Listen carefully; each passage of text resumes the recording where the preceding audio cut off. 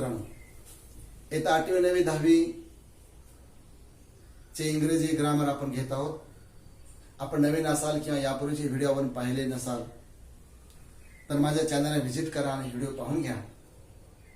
इंग्रजी व्याकरण समजून घेण्यासाठी एकानंतर एक श्रृंखलेत म्हणजे चेन मध्ये लेक्चर पाहिल्यास त्याचा फायदा आपल्याला होतो. तर चला जाऊया आजच्या टॉपिककडे. आजचा टॉपिक आहे uses of some important words.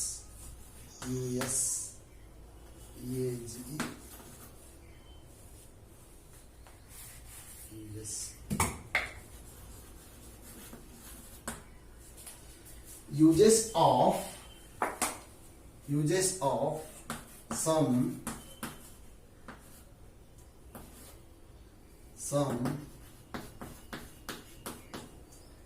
important words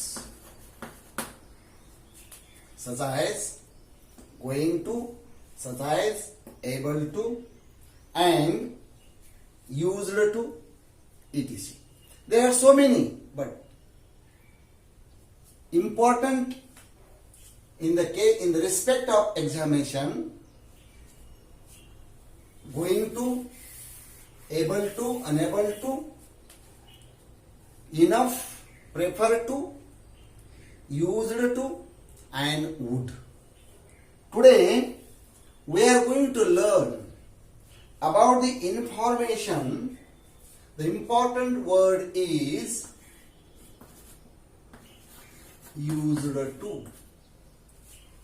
Then WOULD, would. So used to and would is an important structure in English language in the paper which has 2 marks.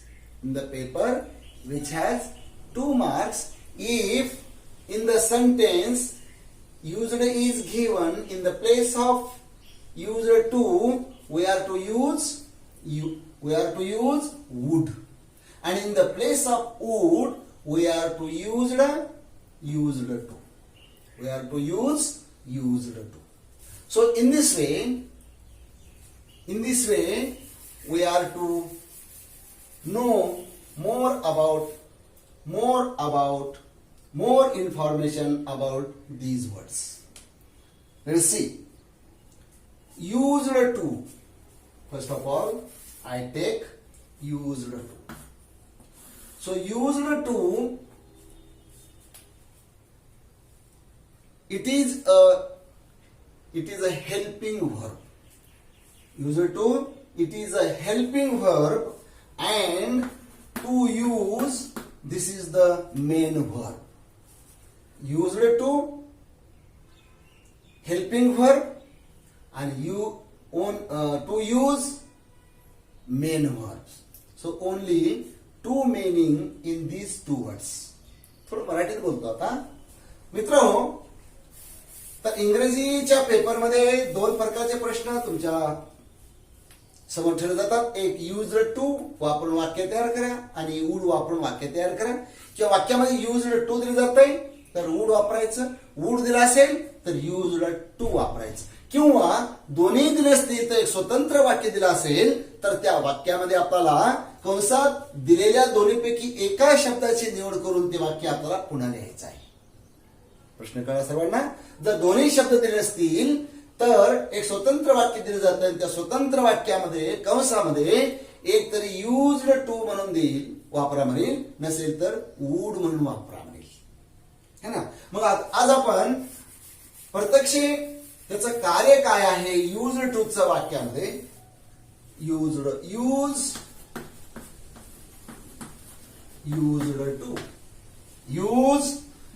To. आता युज्ड टू काय सांगतं की भूतकाळामध्ये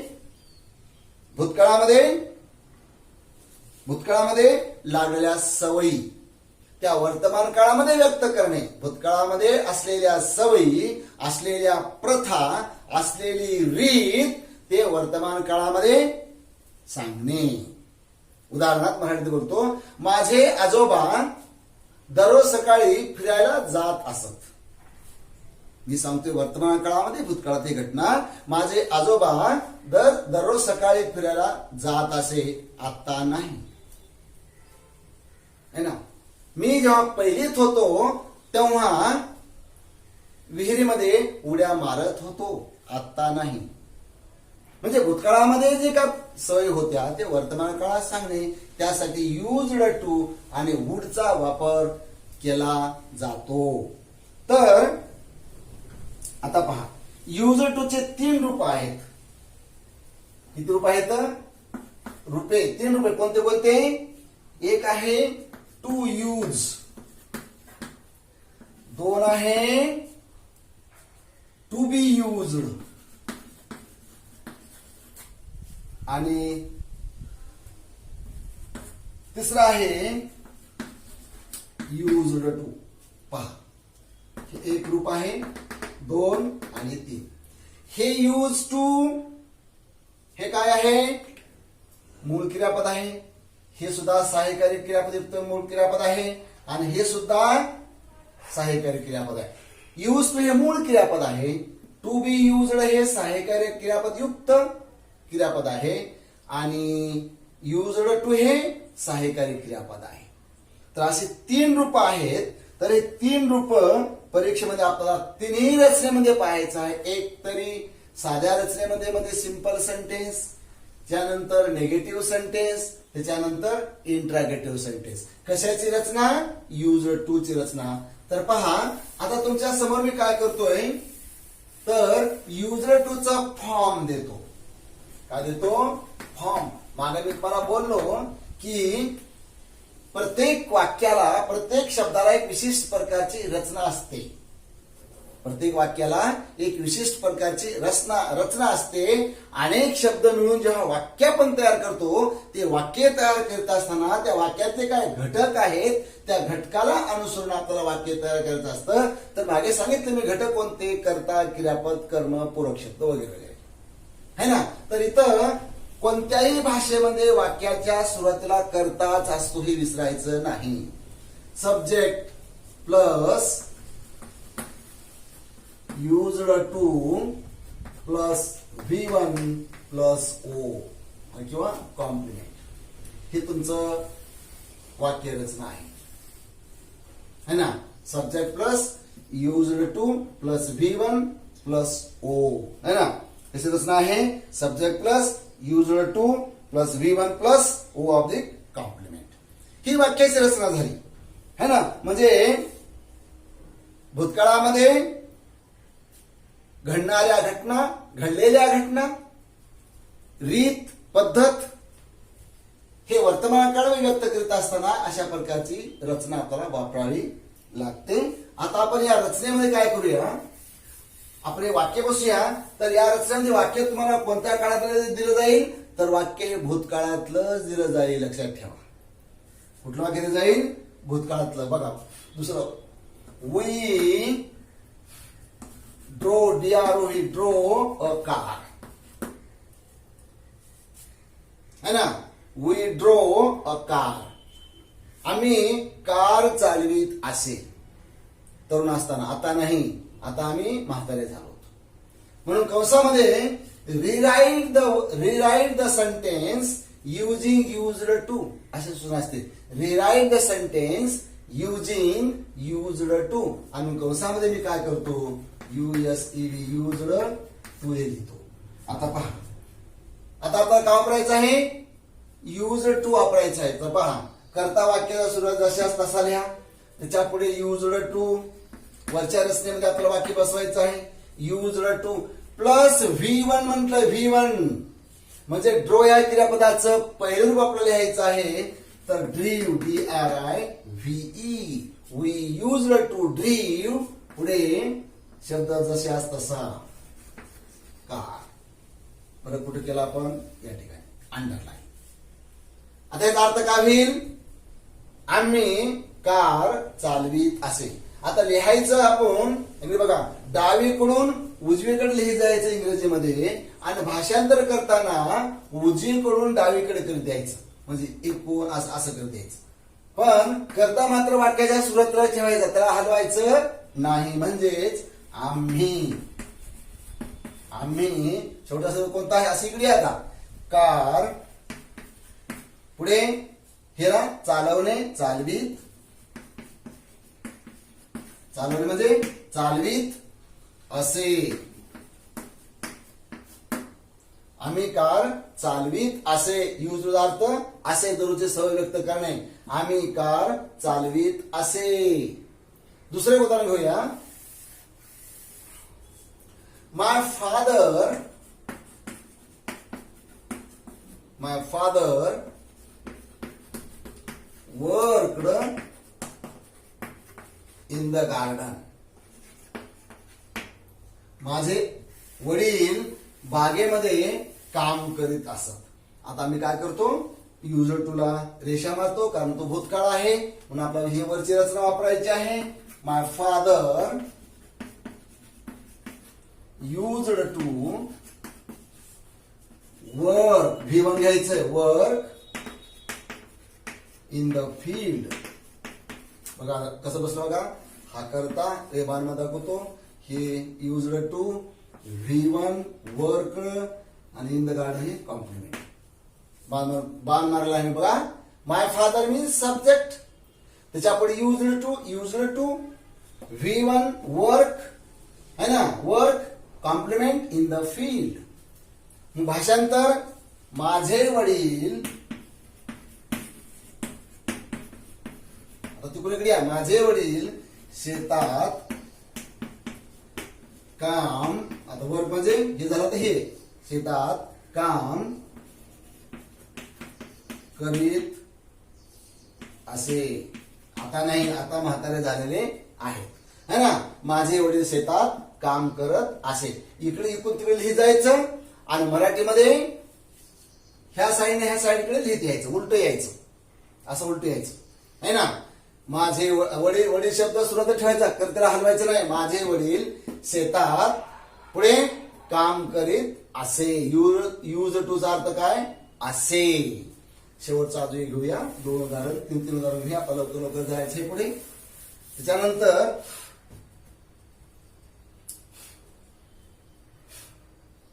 he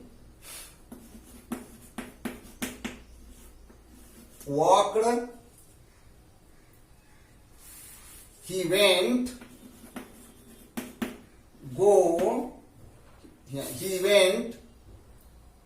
for walking he went for walking ते फिरायला गेले आता अर्थ तोच आहे ते फिरायला जात असत किंवा ते फिरायला जात असत किंवा ते फिरायला गेले आता ह्याच्यामध्ये काय वापरायचं जाता यूज्ड टू बघा ही यूज्ड टू आता गोचं काय सांगा वेनचं गो फॉर वॉकिंग काय वापरलो आपण used to he used to go for walking तो फिरायला जात असे आता हीच वाक्य आपण काय करायचं नकारार्थी रूपामध्ये मांडायची कशामध्ये मांडायची नकारार्थी रूपामध्ये मांडायची तर पहा नकारार्थी कसं आता हे झाले साधे आता निगेटिव्ह NEGATIVE निगेटिव्ह सेंटेन्स पहा पुढे रचना तीच आहे कोणती रचना सी गॉट अप अर्ली आता हे वाक्य साधं वाक्य आहे है ना ह्याच्यामध्ये आपल्याला काय वापरायचं आहे आता निगेटिव्ह रचना वापरायची आहे तर कशी वापरायची पहा मग सी did not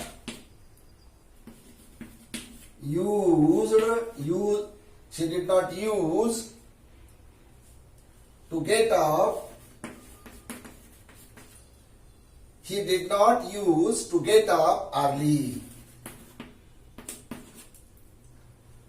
बघा she did not use to get up early. बघा, she did not use to get up early. ती सकाळी लवकर उठत नसे. ती सकाळी लवकर उठत नसे.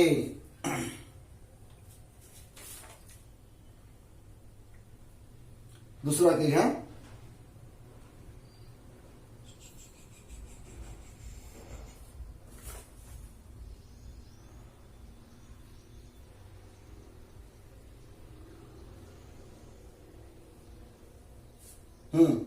दुसरं वाक्य.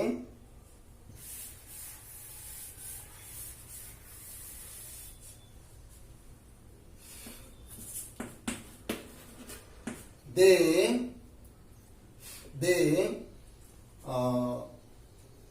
played खो-खो. सोपं वाक्य घेतो. they played kho kho. they played kho kho. हा करता क्रियापद कर्म. आता आपला वापरायचं वाक्य म्हणजे काय? they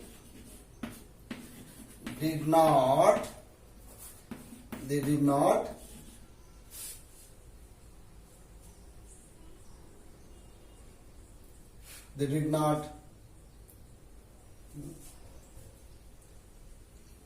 they did not play. They did not use to play kho kho. so full stop. They did not use to play kho kho. ते क्रिकेट खेळत, ते खो-खो खेळत नसे. ते खो-खो खेळत नसे. They did not use to play kho kho. दुसरे घेऊ असे. Dhira DHIRA Dhira polished POLISHD polished the shoes. है ना. कसे वाक्य आता हे. धीरा did not use to polish the shoe. Use to polish POLISH polish. Dhira did not use to polish the shoe. असे है ना. तर अशा प्रकारे ही रचना आहे. आता त्याच्यानंतर दुसरी रचना आहे आपली कोणती? वूडची. कोणती रचना आहे? वूडची रचना आहे. Use wood. वूडचा अर्थ तोच आहे. वूडचा अर्थ काय आहे? तोच आहे. पहा कसं. Subject plus would plus V1 plus O plus oblique complement पूर्णविराम. ही वूडची रचना आहे. बरोबर आहे का? S plus would plus V1 plus O plus complement. Example.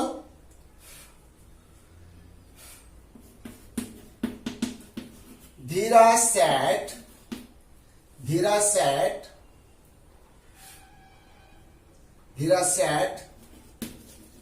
near a cinema hall. Full stop. Dhira sat near a cinema hall. कंसामध्ये use would वापरायचे आपण, है ना. तर कसं वापरायचं मग आता? Dhira DHIRA Dhira would. आता V1 कशाच V1? सॅटचं V1. Dhira would sit. काय V1 काय आहे? Sit near a cinema hall. पूर्णविराम underline. Dhira would sit near cinema hall. Shankar opened an account.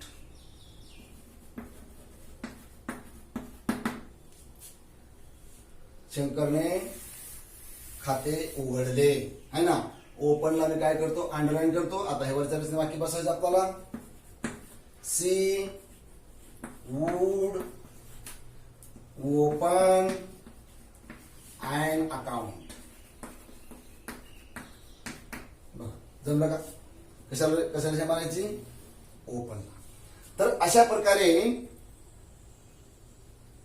Use to ची रचना तुम्हाला दिली मी, वूडची रचना तुम्हाला दिली मी, है ना.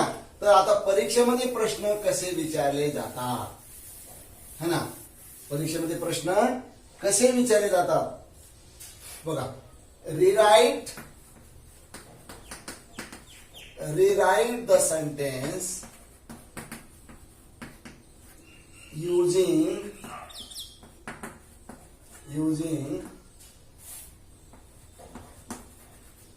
used to oblique would, है ना. बरोबर आहे. Rewrite the sentence using used to oblique would. आता तुम्हाला मी काय करतोय, वाक्य देतोय. Many years ago,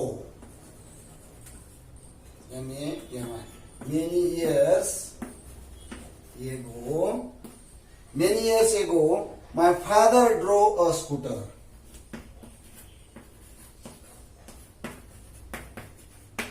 My father drove a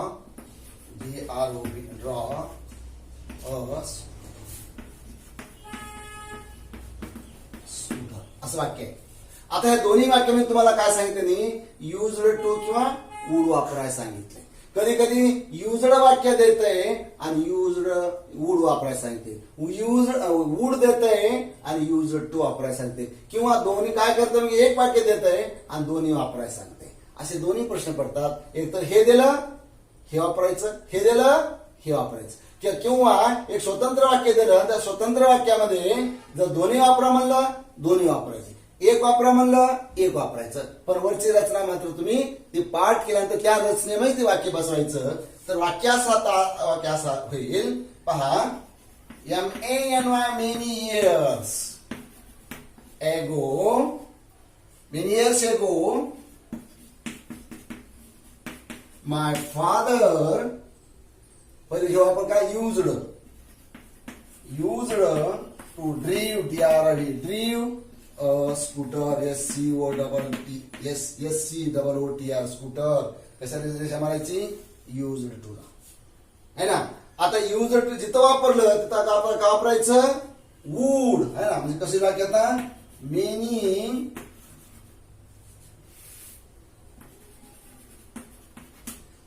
years ago, है ना, many years ago my father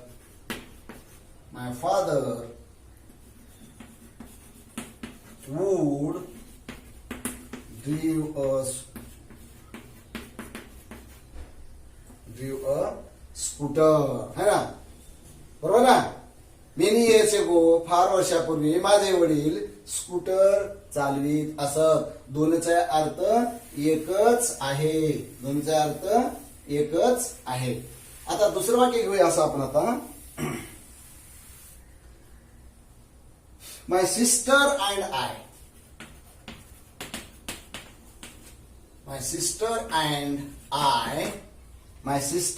I sat on the balcony.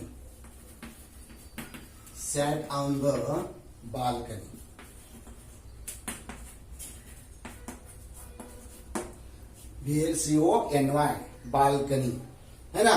मी आणि माझी बहीण बाल्कनीवर बसत असे किंवा बसलो, है ना. आता दोन्ही एखादा आता काय वापरायचं आहे, युज्ड टू किंवा वूड. बघा, my sister and I used to sit. सॅटचं काय करून घ्यायचं, sit on the balcony. Full stop. तेव्हा काय झालं, अंडरलाईन द्या. Used to sit. आता युज्ड टू सिट काढून आपल्याला काय वापरायचंय, my sister and I use to seat.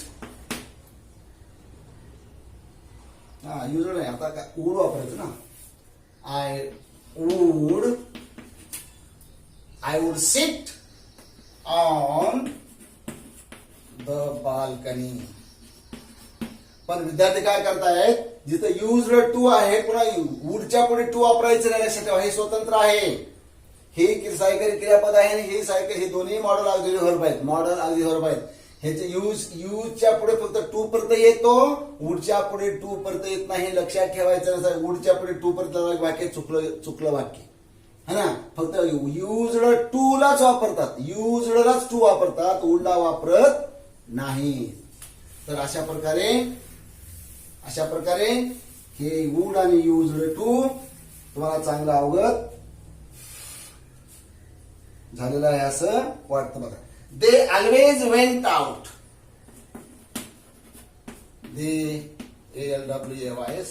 They always went out. They always went out for a long walk. For a long walk. Full stop. They went out for a long walk in the morning.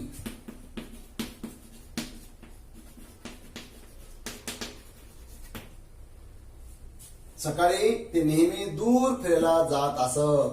बघा, ते सकाळी दूर फिरायला जात असत. For a long walk है ना. ते सकाळी खूप दूर फिरायला जात असत. ते सकाळी नेहमी खूप लांब फिरायला जात असत. आता का वापरायचं आहे. आता मी काय करतो, दोघांपैकी एक देतो फक्त. इथं का वापरायचं सांगितलंय, युज्ड टू, फक्त एकच वापरायला सांगितलं. युज्ड टू म्हणजे कसं वाक्य आता ते बघा. दे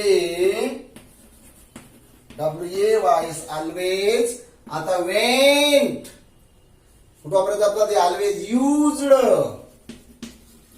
टू गो करून घ्यावं लागेल. वेंटचं काय करून घ्यावं लागेल, गो. जिथं मूळ क्रियापद आहे, मूळ क्रियापदाच्या सुरुवातीला, जिथं मूळ क्रियापद आहे, मूळ क्रियापदाच्या मागे यूज टू. बघा, हे मूळ क्रियापद, त्याच्या मागे म्हणजे पूर्वी, म्हणजे युज्ड टू वापरायचं आणि ते क्रियापद वर्तमान काळी करून घ्यायचं है ना. जिथं क्रियापद आहे, क्रियापदाच्या पूर्वी म्हणजे कर्त्याच्या पुढे है ना. They always used to go out. आता बाकीचा भाग जशास तसा लिहून टाका, पुढे काही फरक पडणार नाही. आता याच वाक्यामध्ये जर समजा तुम्हाला वुड वापरायला सांगितलं तर काय करायचं, की युज्ड टू काढायचं आणि तिथं वुड वापरायचं है ना. थोडा बदल आहे, बदल जास्त नाही. दुसरं वाक्य घ्या. दुसरं वाक्य आहे कोणतं, my parent always helped. My parent always helped. My parent always helped the needy and the poor. The needy, NEEDY, the needy and the poor. माझे वडील नेहमी गरिबांना आणि गरजूंना मदत करीत असे. इथं घ्या अगोदर हे, माय पॅरेंट गरिबांना आणि गरजूंना नेहमी मदत करीत असत. आता या वाक्यामध्ये तुम्हाला मी देतो काय करायचं आपल्याला, यूज वूड वापरायचं आहे. का वापरायचं आहे, यूज वूड. तर कुठं वापरायचं, वूड. आपण क्रियापदाला काय करायची, रेषा मारायची. क्रियापद कुठं असतं, 1, 2 ला है ना, किंवा 1, 2 किंवा 3 ला इकडून मधून जायचं 1, 2. जर 2 जर हे ऑलवेज, हे काय आहे वेगळा, ऑलवेज हे काय आहे, नेहमी क्रियाविशेषण आहे. दे ऑलवेज नेहमी. आता इथं काय, हेल्प्ड, इथं क्रियापद आहे है ना. म्हणजे कर्त्याच्या पुढे क्रियापद असतंय आणि त्या क्रियापदाच्या पाठीमागे आपल्याला काय वापरायचंय, वूड वापरायचं आहे. पहा पुढे, My parent, P-A-R-E-N-T-S, my parents always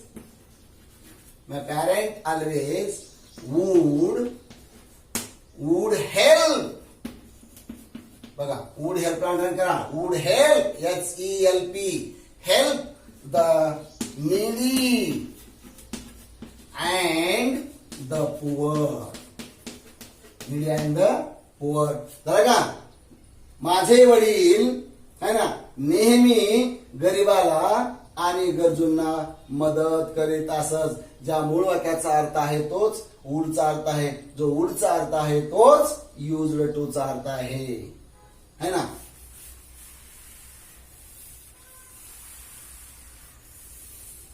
पहा पुढे दुसरं वाक्य. Every morning, EVERY, Gandhi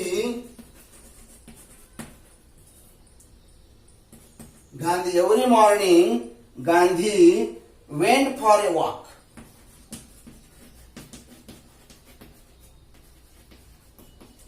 Every morning went for a walk. असं वाक्य आहे. Gandhi every morning Gandhi went for a walk. आता कोण कसं करायची? 1, 2 क्रियापद कुठं असतं? कर्त्याच्या पुढे, म्हणजे वेंटला अंडरलाइन करायचं, है ना.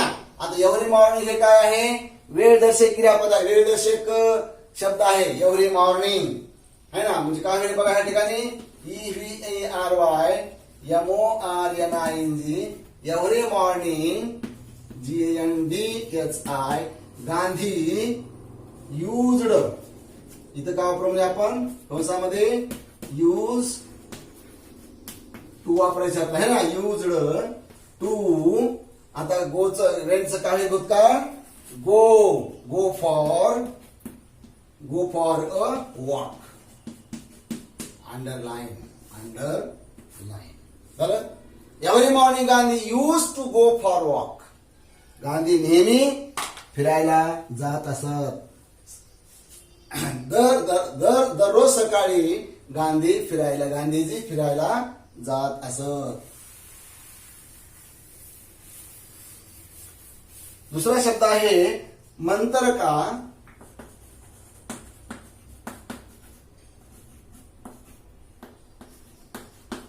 Mantharaka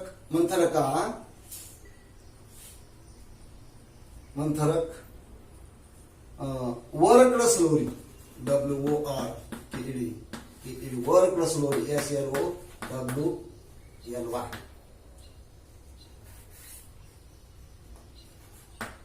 SLOWLY slowly. कंसामध्ये का वापरायचे आपल्या ठिकाणी? आता वूड वापरायचं आहे, WOULD का वापरायचं आहे? यूज वूड, है ना. आता कुठं? इथं वापरायचं आहे. म्हणजे मंतर एक करता क्रियापदाच्या पाठीमागे, है ना. म्हणजे कसं येईल आता वाक्य? मंतरच्या आपण काय करू? सर्वांचं ही घेऊया. He would. आता ह्याचं वर्तमान रूप work, WRK work, slowly, SLOWLY slowly. म्हणजे रेषा कशाला मारायची? मंतरक हळुवार काम करत असे, है ना. मंद गतीने काम करत असे.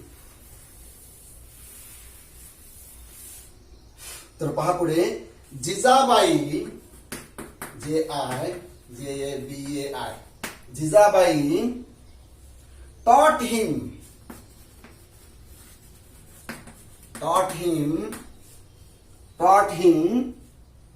Jijabai taught him many things.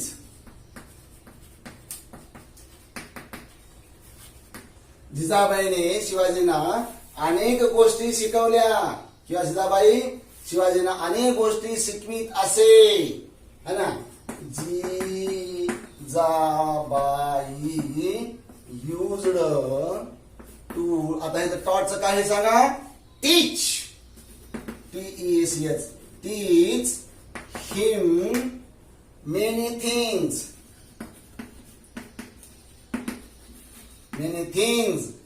Use टूला काय केलं आपण? अंडरलाईन. आता तसंच वूड सुद्धा वापरू म्हणे, है ना. वूड कसं वापरायचं? त्याच ठिकाणी JIBAI जिजाबाई वूड टीच. आता असं करायचं नाही, जिजाबाई वूड टू टीच असं नाही करायचं, कारण युजडच्याच पुढे टू येतंय, वूडच्या पुढे येत नाही, वूडच्या पुढे टू परत येत नाही. म्हणजे जिजाबाई वूड टीच हिम मेनी थिंग्स. MANYTHINGS. आता भाषांतर कसं करायचं, जिजाबाई अनेक बाबी शिवाजींना शिकवीत असे. इकडून असं इकडून करत जायचं भाषांतर, आधी करता घ्यायचा. जिजाबाई अनेक बाबी शिवाजींना शिकवीत असे. आता शेवटची एक घेऊया. पुढे पहा, पुढे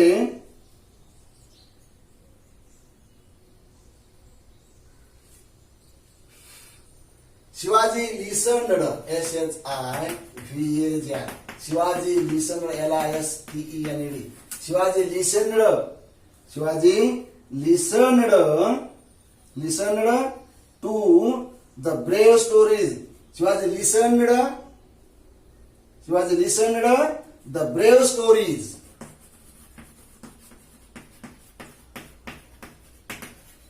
Shivaji listened the brave stories. आता ह्या दोन्ही वाक्यामध्ये आपल्याला काय करायचं, एक तर युज्ड टू नसेल तर वूड, युज्ड टू असेल तर वूड. आता 1 2 क्रियापद कुठं असतं, नंबर 2 ला, म्हणजे कर्त्याच्या पुढे. म्हणून SHIVAJ Shivaji used to listen the brave stories. brave stories STORIES है ना. used to लगा रेषा मारा, used to listen. आता तसंच वूड वापरायचं. Shivaji would listen the brave stories brave stories STORIES है ना. तर अशा प्रकारे युज्ड टू आणि वूड हे दोन शब्द वापरून मॉडेल ऑब्जेक्टिव्ह वापरून आपला 2 स्वतंत्र वाक्य तयार करता येतात. आणि ह्या परीक्षेमध्ये निश्चितपणे ह्याच्यावर प्रश्न विचारला जातो. गेल्या परीक्षेमध्ये अशा प्रकारचे प्रश्न युज्ड टू आणि युज्ड टू वर विचारले होते है ना. तर येणाऱ्या परीक्षेमध्ये सुद्धा विचारण्याची शक्यता आहे. आता प्रश्न परीक्षेमध्ये कसा पडतो, मागे तुम्हाला लिहून दिलो, आता तुम्हाला लिहून दिलो बघा. rewrite the sentence, rewrite the SENTENCE, rewrite the sentence using used to oblique would WOULD. rewrite the sentence using used to and oblique would. तर अशा प्रकारे तुम्हाला प्रश्न परीक्षेमध्ये विचारला जातो, तर तुम्हाला ते उत्तर तुम्हाला लिहिता येत आहे. एवढंच आहे. जर 2 वाक्य दिले असतील, एक वाक्य दिलं असेल आणि कंसामध्ये जी सूचना आहे त्या सूचनेप्रमाणे त्याच्या वाक्यात भरायचं, किंवा युज्ड टू दिला असेल तर वूड वापरायचं, वूड दिला असेल तर युज्ड टू वापरायचं, किंवा दोन्ही दिले नसतील, स्वतंत्र वाक्य दिले असेल तर त्या स्वतंत्र वाक्यामध्ये मूळ क्रियापदाला रेषा मारा आणि त्याच्या सुरुवातीला म्हणजे पाठीमागे युज्ड टू किंवा वूड वापरून त्या क्रियापदाचं वर्तमान काळी रूप करून घ्या, V1 करून घ्या आणि वाक्य लिहा. तुमचं वाक्य अचूक येतं. तर इथं हा टॉपिक आपला संपलेला आहे. याचा आपण नेहमी सराव करा, अधिक फोकस करा आणि घवघवीत यश मिळवा. तर असे व्हिडिओ मी दररोज वेगवेगळ्या प्रकारचे टाकणार आहे. तर आपण व्हिडिओ पाहताना शेवटपर्यंत व्हिडिओ पहा आणि ज्ञानामध्ये भर घालण्याचा प्रयत्न करा. मी थांबतो. धन्यवाद.